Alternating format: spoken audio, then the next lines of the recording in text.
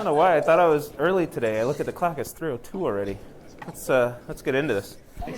So today we want to start talking about polymorphism. Whoa, we got this. But first we got to wrap up the end of those slides from last time.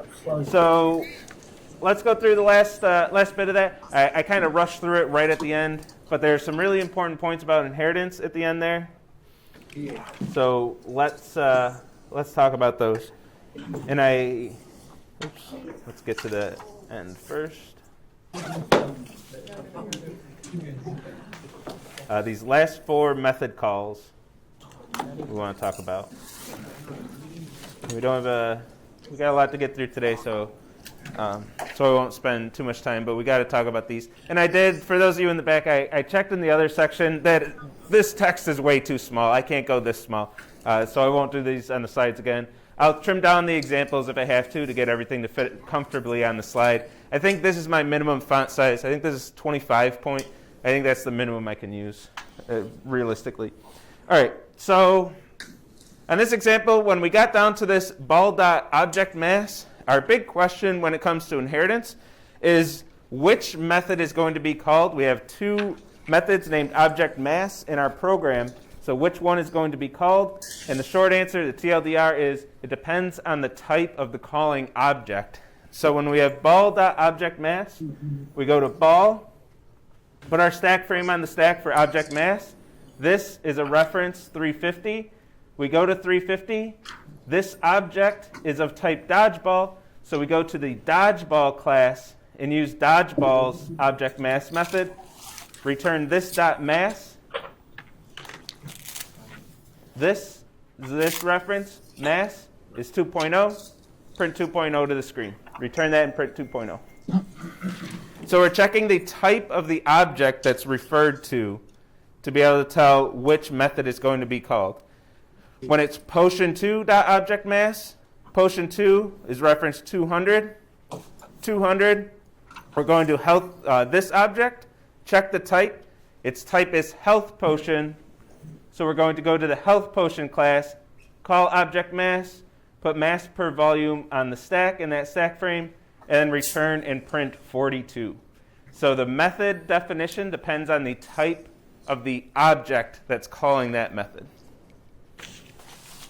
Now ball.toString, same thing. We're going to go to the ball class, put that, or the ball variable that refers to an object of type dodgeball.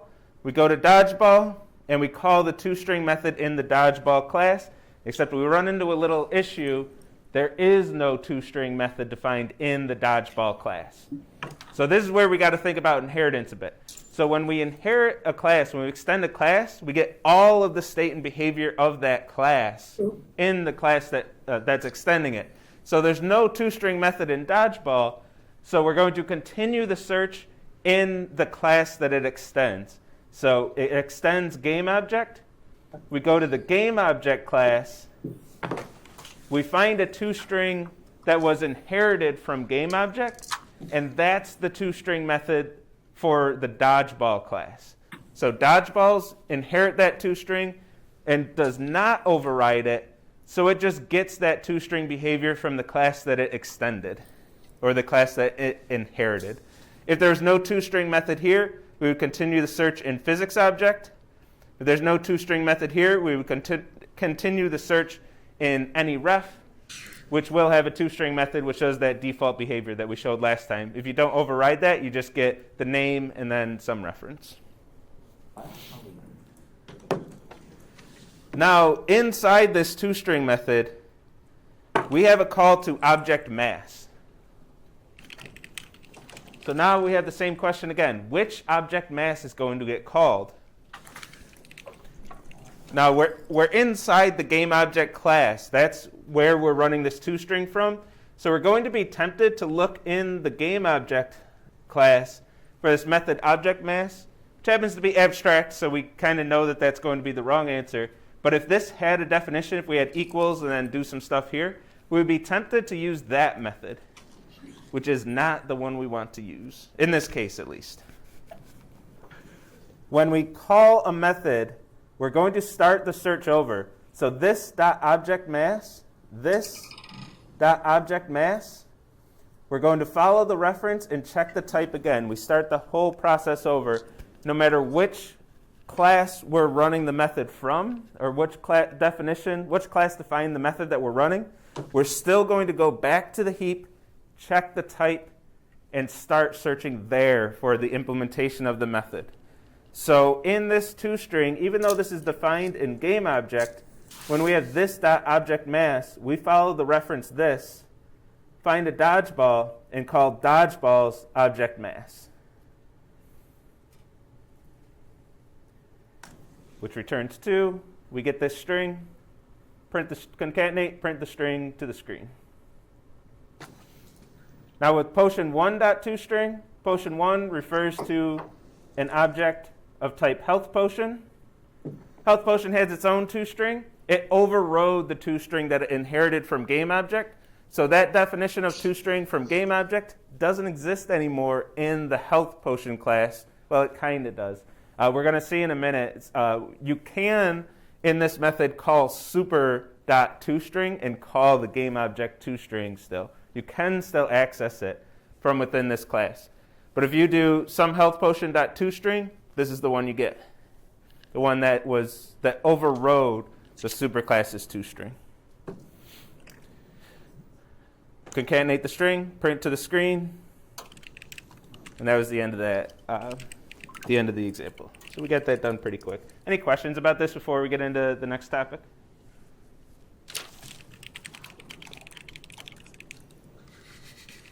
And we'll never see that example again. If you do see it again, it'll be in a different form because it doesn't quite fit on the slide. There's a bit too much. All right, so polymorphism. I have to download it again because I updated the slides subtly. So let's talk about polymorphism. First, we're going to talk about inheritance just a little bit more. Make sure we're all on the same page with inheritance, at least in the context of what we need to know for polymorphism, and then we'll talk about it. So we've seen this chart quite a few times by now. All these types extend any val, which go directly on the stack as values. Anything else extends any ref and goes on the heap, and only references to those objects go on the stack. The only exception to our diagrams, our memory diagrams, we're going to put string in this camp, even though it's technically over here, but they behave like any vals. So just to keep things simplified, just a little bit at least, we're going to consider strings as going on the stack. Every class you write extends any ref, either directly or indirectly.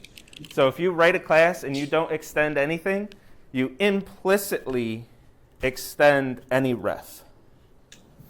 So for example, in our physics object, which doesn't explicitly extend anything, this class implicitly extends any ref. So this is the same exact thing as saying this is explicitly extending any ref. Same thing. If you don't extend anything, you extend any ref. And everywhere up the inheritance chain, if you explicitly extend something, you don't directly extend any ref anymore. But eventually you follow the chain of inheritance long enough, you're going to find something that extends any ref. So directly or indirectly, every class you make, every class you write, is going to extend any ref. So let's get back to some code. I'm not even on Discord right now. There we go. Would that long of an example be on the quiz? Maybe. I think that'd be reasonable to be on the quiz, the one in the slides that I just showed. I think that's reasonable. You have 2 hours to do 2 or 3 questions. I don't know how many we're going to put on LO2, but for LO1, I mean, most of y'all were done before the halfway mark. That was just I guess like a warm-up. LO1 was. LO2, you're going to be doing a lot more writing. Those quizzes should take up. The quizzes we aim for like an hour and a half to an hour and 40 minutes, just so you have time for the interview. But it should be like a pretty long quiz. You got a 2-hour lab, so. Yeah, the most we can time them for is an hour and 40. Because it's an hour and 50 lab and then 10 minutes for the interview. And we like to aim for an hour and a But we know that the first one isn't going to hit that because there's just not much. Without just being tedious, like with 3 questions, we can tell if you understood the LO1 stuff or not. Anything more would just be tedious. With inheritance, the reason that lecture example is so big and the reason the quiz might be as well is understanding multiple inheritances. This inherits this, which inherits this, is important to know and understand how that works. So we kind of have to have a fairly large example to test you on that quiz and to show you in lecture how it works. If we just have health potion extends game object in one level of inheritance, it doesn't fully show what inheritance is. So unfortunately, the examples do have to get a little bit big. So we have this chain of inheritance. Health potion extends game object. Game object extends physics object. Physics object doesn't explicitly extend anything, so physics object extends any ref, then any ref extends any. So a health potion gets all of the state and behavior of all 5 of these classes. Every state variable, X potion, Y potion, X object, Y object, X and Y in volume. Health potion has all of those state variables, and there are no state variables in any ref and any. And all of the behavior from all of these classes, all 5 classes, gets all of that functionality in a health potion. And in a very real sense,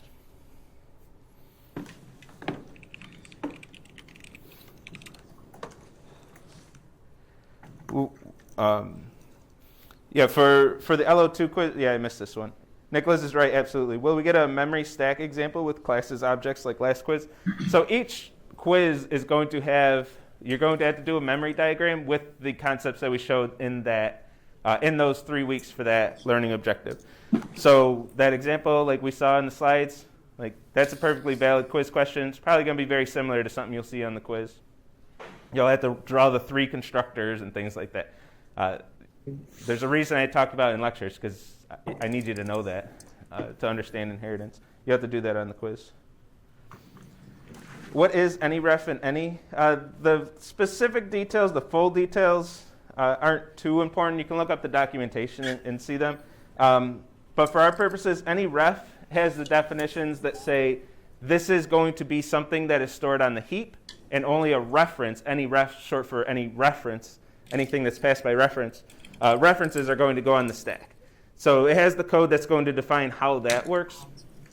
And also it has a default toString and equals that we saw last lecture. The default toString is going to print out the name of the class and the reference, which isn't usually important to us, but it's going to give us that default behavior. Any is going to have a toString method, which is going to be overridden by any ref in our purposes, for our purposes. But any also has a toString method, so we can print out any vals to the screen as well. So when you say print line something, that's going to call toString, and whatever toString returns, it's going to print to the screen. And we actually can't explain that without polymorphism, but it can take anything, any type.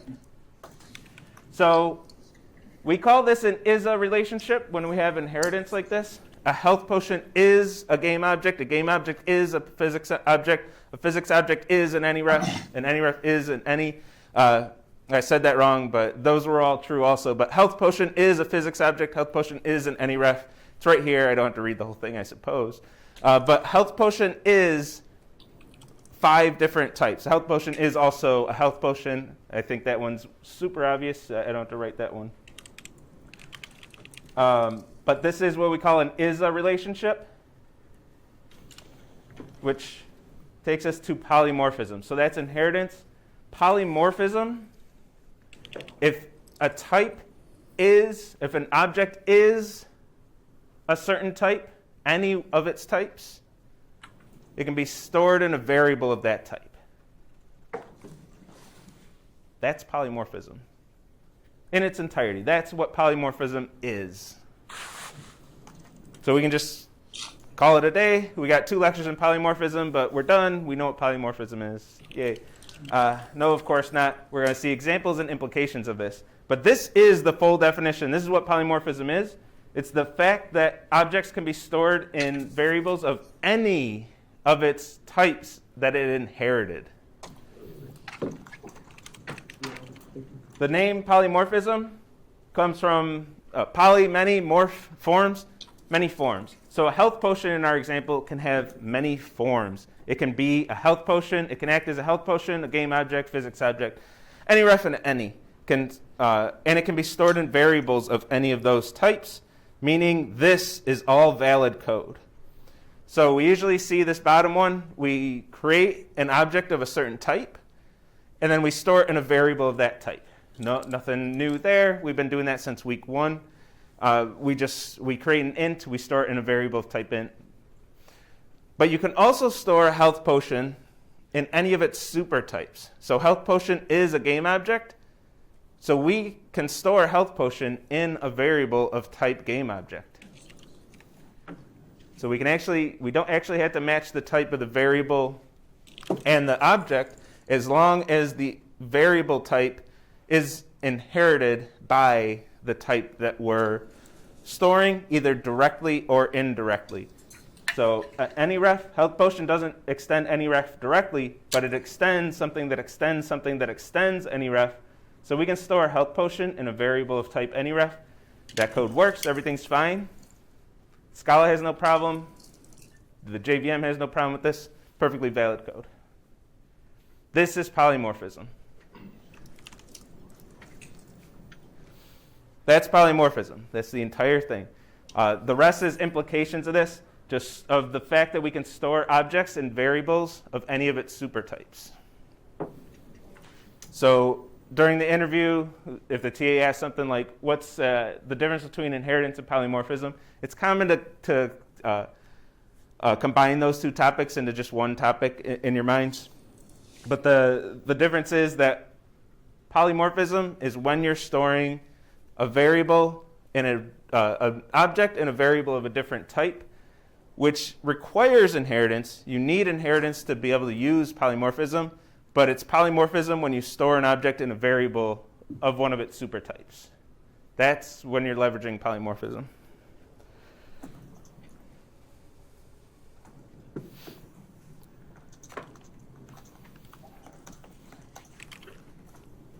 Yeah, they're not exactly the same. We're going to talk about some differences right now. So great, we can store an object in a variable of a different type.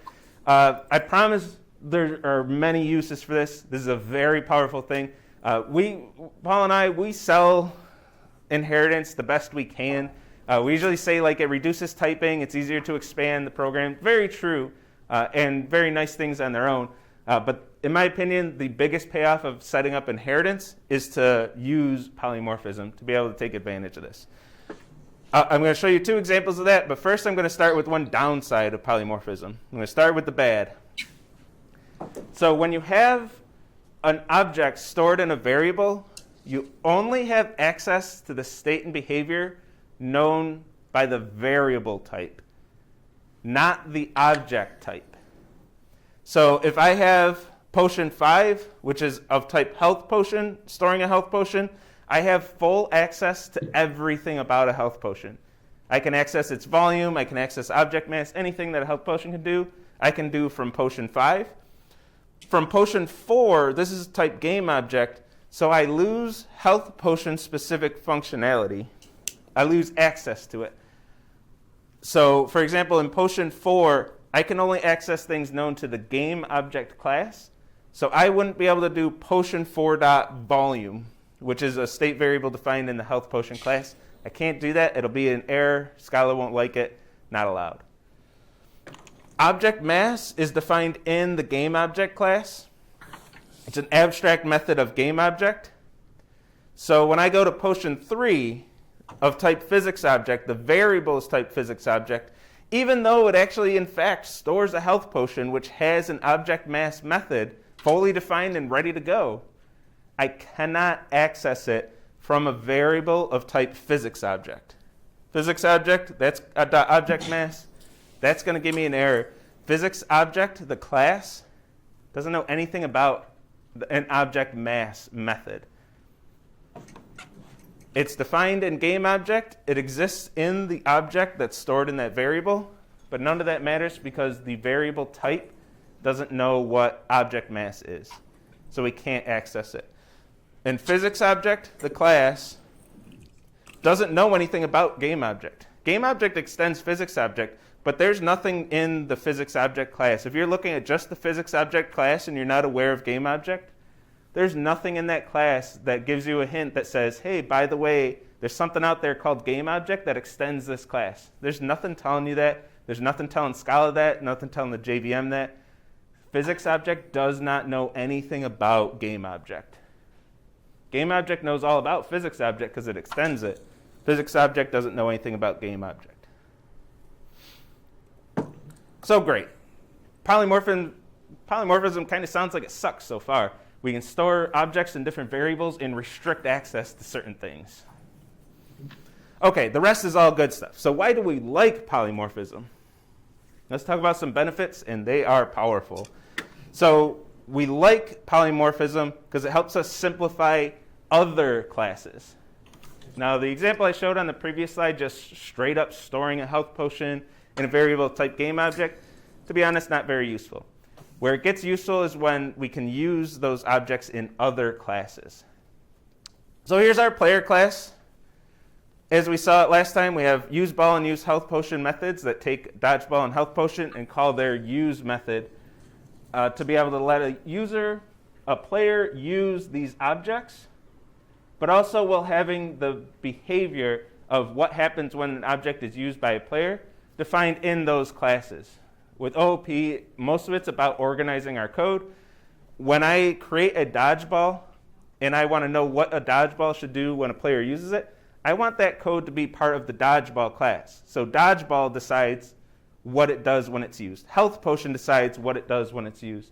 I don't want to put that code in the player class and decide and have the player class deciding how health potions and dodgeballs behave. It's just poor organization. I want the health potion class to decide how it behaves when it's used by a player. Then all the health potion healing properties will be defined in the health potion class. If you're looking at the code, you look at the health potion class, you don't have to guess at what it does when a player uses it and then go over to the player class to figure out what it actually does. It's right in that code. So we're going to defer functionality to the actual dodgeball and health potion, pass a reference to the player that's using that item, and then potion and dodgeball can decide what to do from there.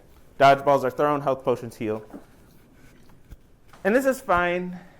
It's not bad. We have dodgeballs and health potions.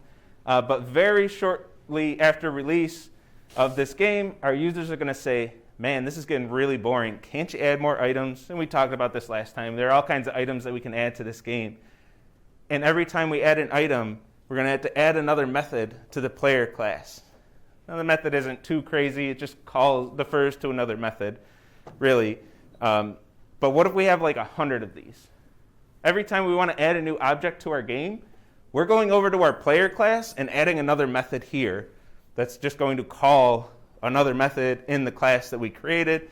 And it's going to get tedious after a while. Every time you want to add a new object to your game, okay, go back to the player class and change it here. There's probably going to be something else in your game itself, the game code. Okay, now you have to support traps that players can lay down. It's going to get tedious. So let's not do that at all. Let's write one method, use item, that takes a game object.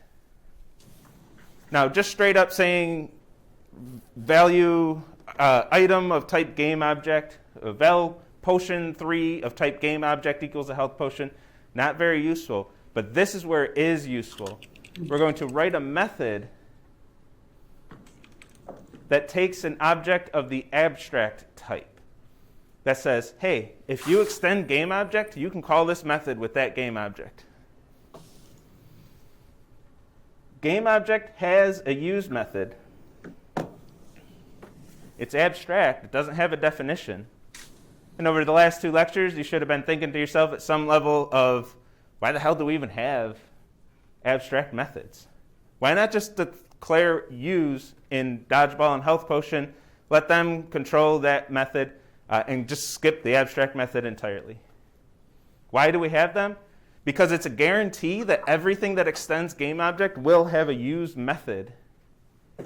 And now whenever we have a reference to any game object, whether it be health potions, dodgeballs, any crazy thing we come up with in the future to add to our game. I don't care what it is. If I have something that extends game object, I know it has a use method that takes a player and returns unit, and I can call that method. I don't know what that method does. I don't care what that method does. I don't want to think about that when I'm writing a player class. I don't want to think about how dodgeballs and health potions and poison potions and exploding dodgeballs and bow and arrows and I don't want to think about all that stuff when I'm writing the player class. I want to focus on players. I just know that game objects have a use method, and I'm going to call it. And it's going to do something. So with this abstract method, I have a guarantee. Anything that extends game object has to implement a method named use that takes a player and returns unit.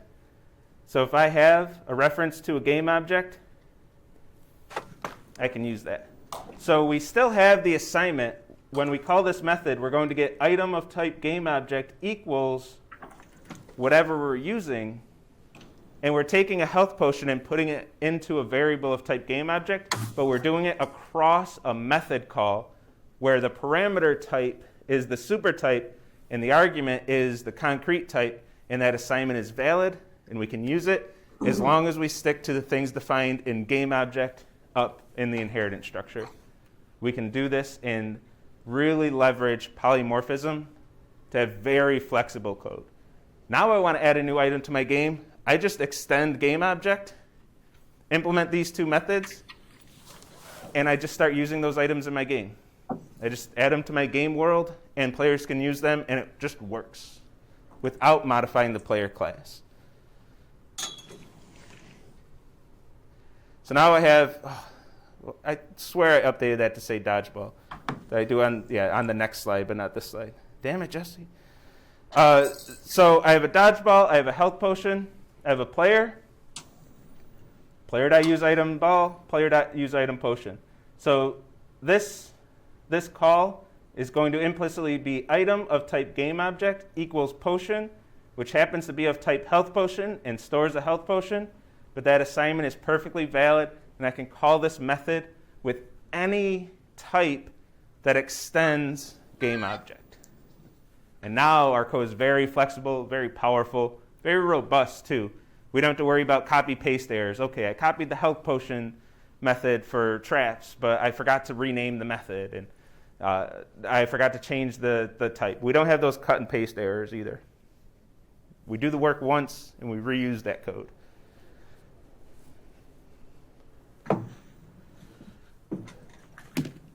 Any questions on this much?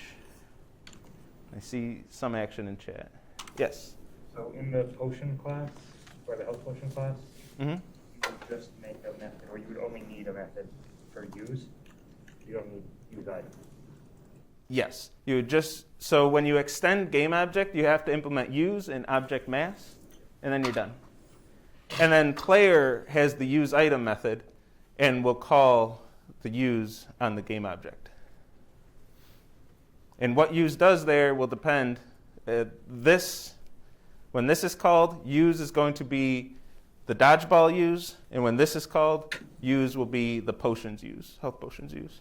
So I get different behavior based on the type that's being passed, which will be really crucial when we get to task 3 of the project, and you're going to be wanting those if statements. Instead of saying if some Boolean expression, then do this, you're going to say just do this, and depending on the type that's stored in your variable, you're going to get different behavior, and you can control that behavior.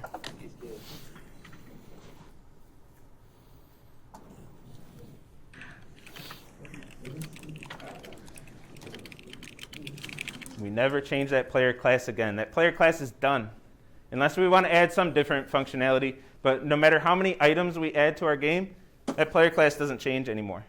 We're done with it. It's written. It's tested. We test it once. We're done. Never changing that again. Yep. Is that use item method override the use method in the game object class, or What about it? is this the use item method in the player class? The use item method is in the player class only.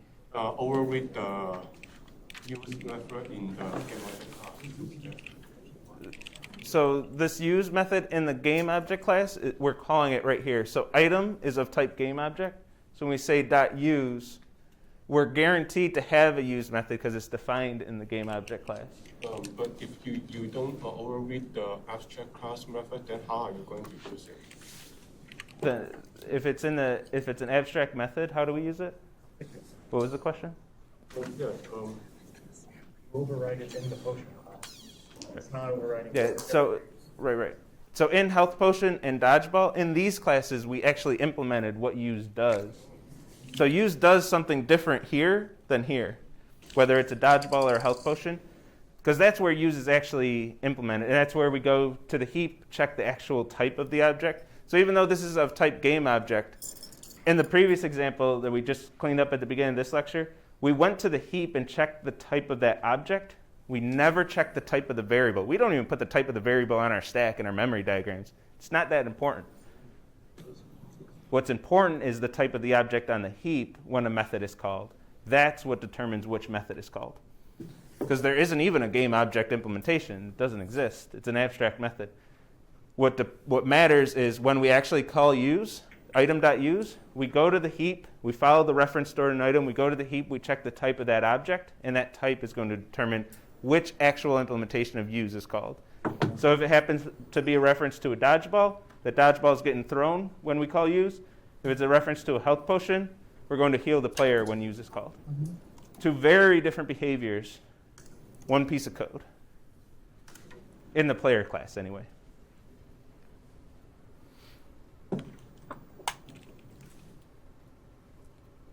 Use item is never explicitly called from the player class. You are correct. So it's called up here. So when we have a player, an object of type player, then we're going to call use item. This would be in a main method somewhere or somewhere else in the code, not in the player class.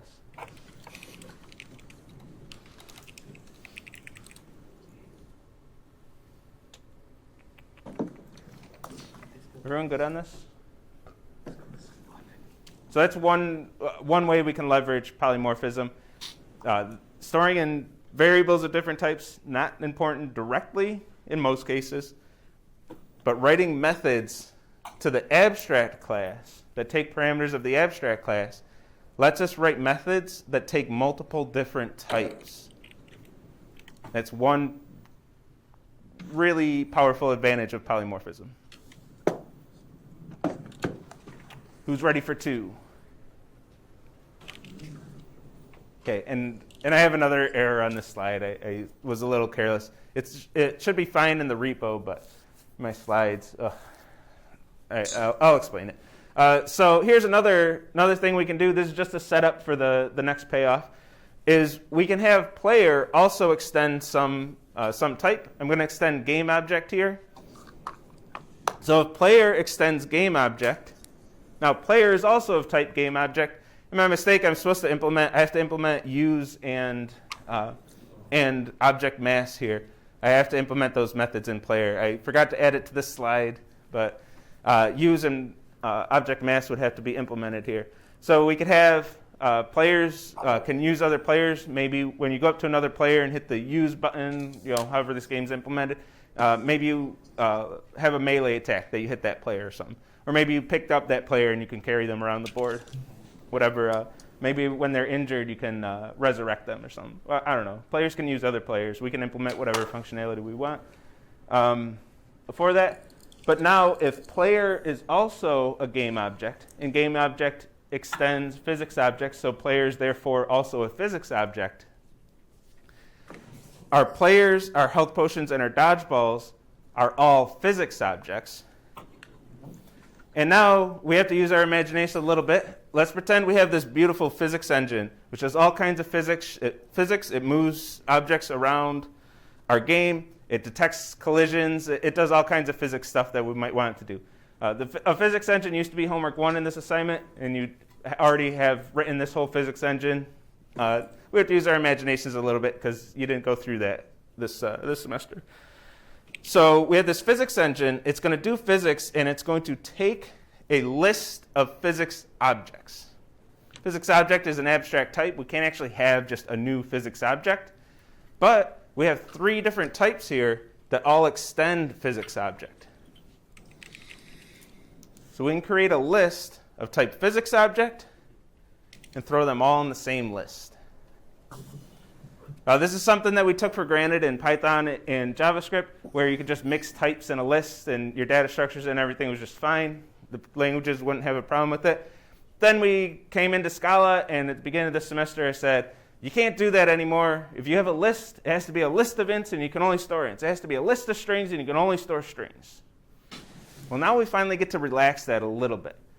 So as long as the type of the list, as long as everything in the list extends the type of the list, they can legally be stored in that list. Now, we still restrict our behavior to just physics object stuff, but that's all the physics engine cares about. Our physics object only has an x, y, so it has a location in the game world. We would want velocity as well, but to be honest, doing the memory diagrams, Paul and I just didn't feel like writing 4 variables all the time, so we skipped velocity on there. But we would want velocity so we can update, have our objects move through time, apply gravity in 3 dimensions, and detect collisions. We would actually have dimensions to the things and then detect collisions between them and have them do what they do on collisions. All that would be in physics object, and then the physics engine would take the location, velocity, and do all the physics stuff. Just do all kinds of physics to them. Now, when we write a physics engine, we're only worried about physics. We code everything to a physics object. And we'd never have to care when we're writing our physics engine what actual types of objects are going to be in our game. We just write generic physics object-based code. Then we extend physics object, give a list of all this stuff. Physics engine doesn't care that it just got a player, 2 potions, and a ball. It just knows it got 4 physics objects, and it does its physics and applies it to all of these objects. So that's the second big power of polymorphism, is we can have a data structure that stores objects of different types as long as they all extend the type of the list, of the data structure.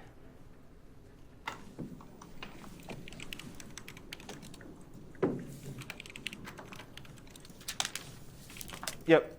Yeah, exactly. So the functionality is restricted to physics objects, which for our physics objects this semester is just an x and y. So all physics engine can do is access and modify x and y. It can move physical objects around the physical game world, or the virtual game world.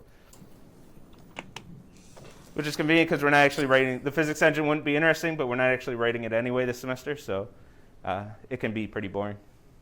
But this is the abstract idea. This is how we would set up a physics engine in our game to be able to apply to all of our objects without having to say, hey, physics engine, you now have to support bow and arrows. We don't want to put that burden on our physics engine. Physics engine should be concerned with one thing, and that's physics. Not how do these objects interact with each other, what types of objects in our game. We don't want to write code like that, because that code is a nightmare to maintain. Write a physics engine that just does physics. Write a dodgeball class that just handles dodgeball functionality. Write a player class that just handles player functionality. Keep everything separate and leverage polymorphism to be able to keep those things apart.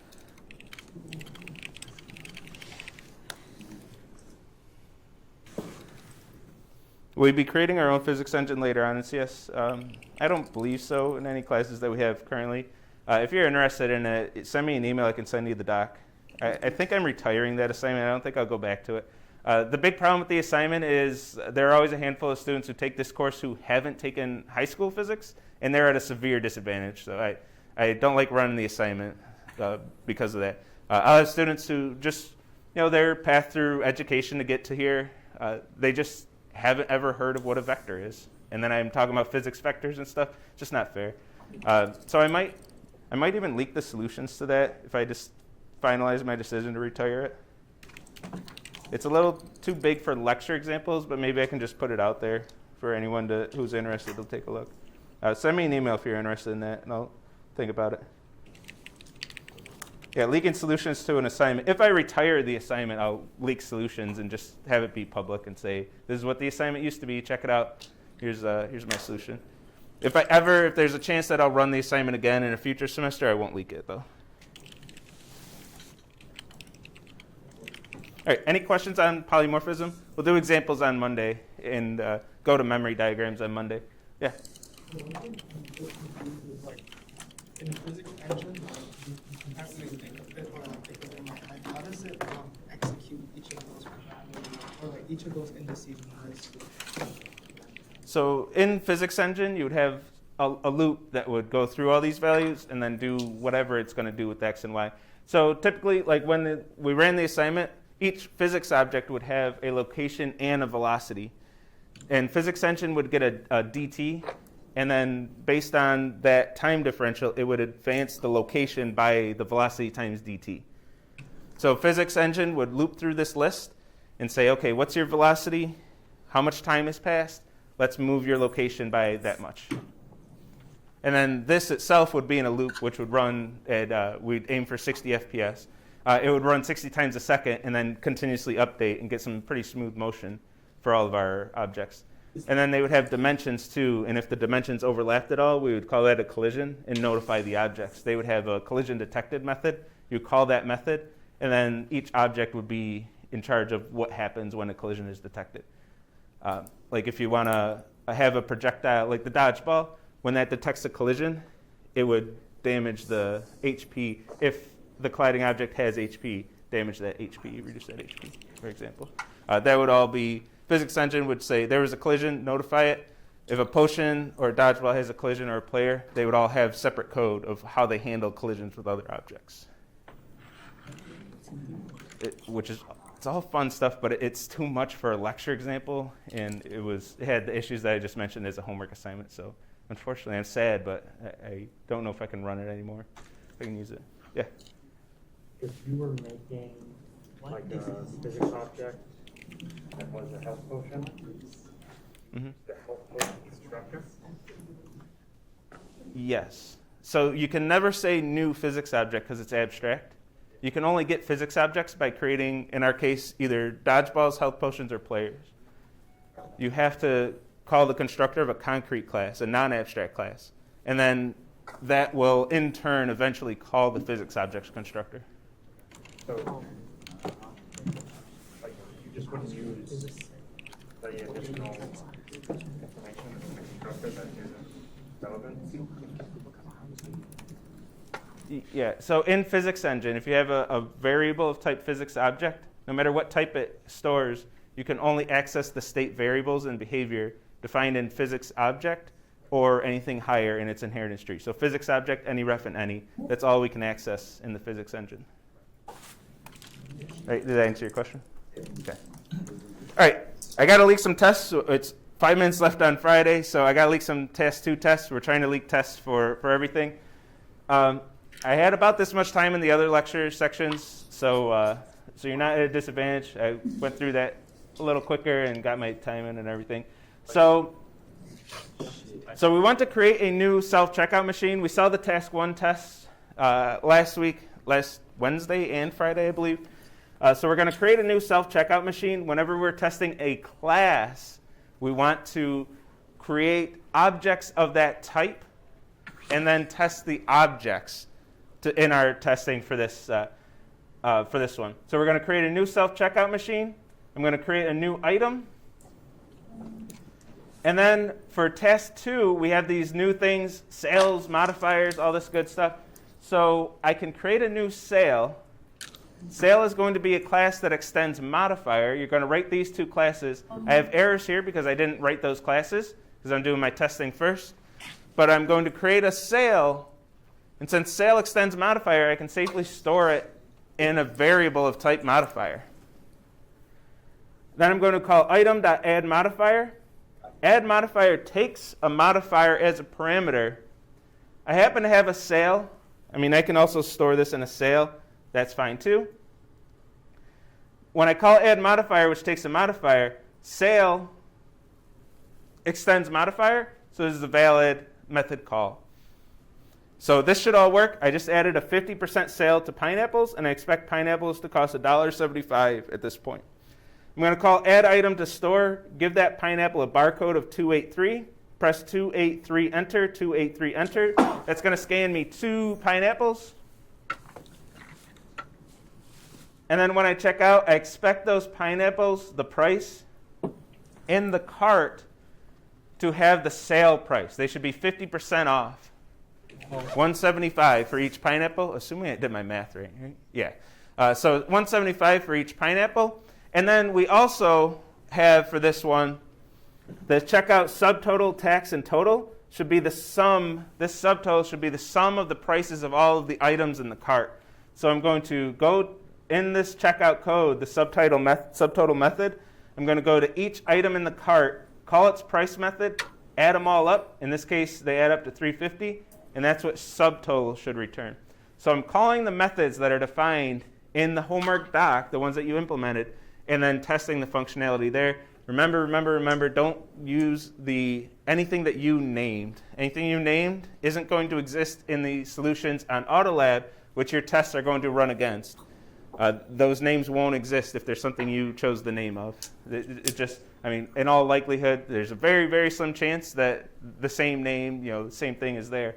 But most likely not. Call the methods, subtotal, price, description. Make sure you're calling the methods. And a reminder, when you are checking your cart, don't just jump in the cart and start checking things. Make sure you check the size first. What happens if items in cart returns an empty list and you're expecting a list of size 2, and you go to cart.head, give me the first element, give me the second element? Well, if there's 0 elements, you just got errored. You got errors there, and you get the concern face in Autolab. So make sure you're checking the cart size first. Assert that. If the size isn't 2, the test ends and fails right there. If this passes, well, now you're not assuming that the cart has 2 items. You checked. You made sure. Okay, the cart has 2 items. Now I can safely access the first and second item. Which, that went fast. It'll be on the video. You can rewatch that one if that was a little too much all at once. But I wanted to make sure I said all the key points there. All right, and that's all I got. Once you submit the lecture question, you can go. Have a great weekend, and I'll see you Monday. I'm going to try to catch up on chat. Can I give hints to loyalty card? Maybe, but not right now. Loyalty card, I guess my quick hint is I expect you to apply the state pattern to the loyalty card class.